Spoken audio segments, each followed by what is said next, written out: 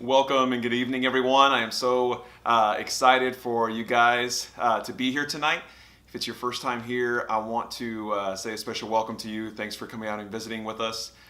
We believe here at the Heart that Sundays, while they are amazing and great, and we love to be able to have those, that real life happens in the rest of the week, throughout the week, and that's why we have these groups to be able to connect with each other, to live life together, to talk through life together, and grow with each other. So we're very grateful for you guys to be here, and we're excited. I also want to say a special thank you to those of you that host and lead the groups. We are forever grateful for you opening up your homes, your time, and your energy, and what it takes to make these groups happen. So thank you so much. We are in the middle of a great message series here at the Heart called Filtered. And what we've been looking at is different filters that we have in our life that affect the way we think, the way we view the world, the way we view relationships, the way we view God. And it really can change our entire perspective depending on what filters we have in our life. And that's what we've been looking at the past couple of weeks. And this most recent week, if you weren't able to be there on Sunday or weren't able to listen to the podcast yet, we talked about the filter that we have with money. And when it comes to our lives, when it comes to this society that we live in, there are weird, different things that happen when we choose to talk about money or choose not to talk about money, depending on where you grew up or how you grew up, or if you grew up with money and maybe you were ashamed of it, or you grew up without money.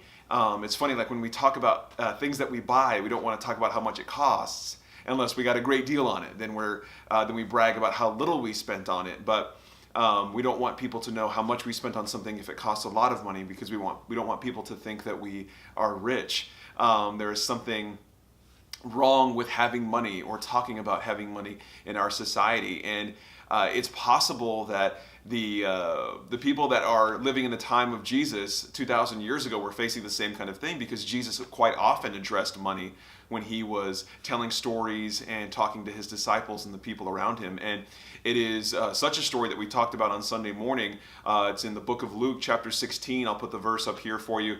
But Jesus was telling a story, a parable.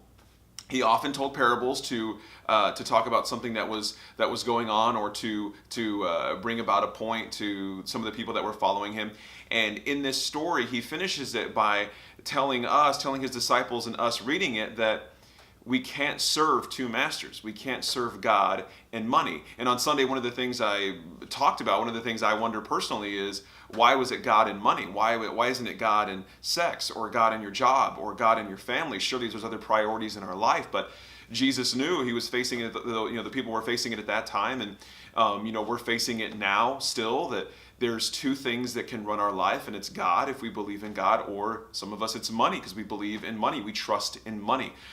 We need money to do all the things that we have to do. We have to pay rent, mortgage. We have to pay for our cars and gas and food and clothes and everything else that we want to do, and we need money to do those things. And the problem is that when money starts to be what we really count as our provider, and not have God as our provider. So one of the things we talked about is what we want to do when it comes to money is change our perspective. We want to change the filter that we have with money. And one of the areas that we have a hard time with when it comes to money is giving to the church. Many churches, they have a lot of difficulty talking about money, and probably because a lot of people have weird filters with money, and people don't like hearing about money. They want to come to church, and they don't want. Why does money have to be involved? Why does God want to save us? He wants to love us. He wants to give us grace and mercy and forgiveness, and then all of a sudden there's a 10% fee for all of that, and it can be a little unnerving if our filters with money are wrong. And what we see through the scriptures, what we see through the passages in the Bible, what Jesus was talking about is, it's those filters that are messed up, because money is not the problem, it's the way we think about money, where we put money on our priority list. So I want to jump into these questions tonight. These questions are for open discussion. I want to encourage you to be brave, to be bold, and share these stories. It works best when we can all share together and be on the same page with this. So I want to jump into the first question. It's very simple to get us started, and the question is, what filters do you have with money? I want you guys to take a few moments to discuss this.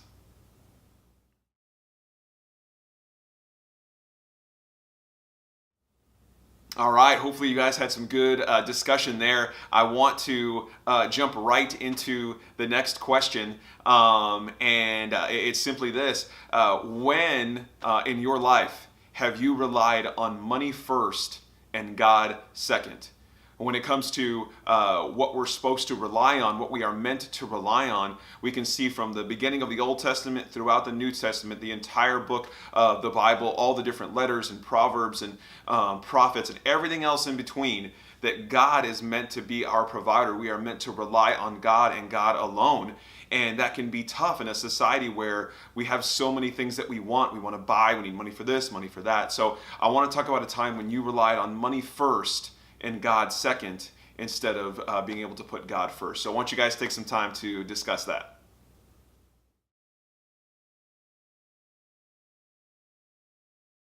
All right. Hopefully you guys have been able to have some good discussion around these questions. The last one, I want to go ahead and jump right into the last question as well. The last question is more of a challenge. You know, when it comes to learning about anything that comes to or that revolves around God, is the knowledge is great, but it's the application of that knowledge that can help transform our lives. And at the heart, we want to go beyond just teaching you something. I think learning things is fantastic. You should always be learning, always be reading, always feeding your brain, but it's the application of that knowledge that is really life-changing. You can memorize all the cookbooks in the world, but unless you actually cook a meal, none of that knowledge does you any good. So it's the same thing when we read the scriptures, is that it's great to know these things and learn these things, but it's by applying them in our lives where we truly see our lives transformed through God. So the last question is a bit of a challenge. One of the things we talked about on Sunday is giving to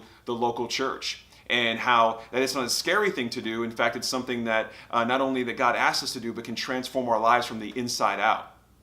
That giving to God opens up something in us. It allows us to see, to remind ourselves, to remember that God is our provider, not our money. And when we give, we truly make that step, because we take something that we have earned throughout the week and say, God, I want you to have this. God, I want you to do what's best with this, because I want to trust you more than I trust this money. So it's a challenge for you this week. And the challenge is, it's simply this, was what can you sacrifice this week, whether it be a $4 cup of coffee, or a $20 meal at a restaurant, or a $30 shirt you were going to buy, you're going to go shopping, whatever it is. What can you sacrifice, even for just this 1 week, and use that money to give to your local church? Now, we realize that some of you, the heart might not be your local church, in which case we want you to be thinking about whatever your local church is, and how can you use that sacrifice to give to your local church. And I know it's a challenge, but that's what we're trying to do, is grow together and take deeper and further steps into our faith with God. So I'm going to leave this question here, and I want you guys to be able to feel free and open to discuss this with the group that you have there.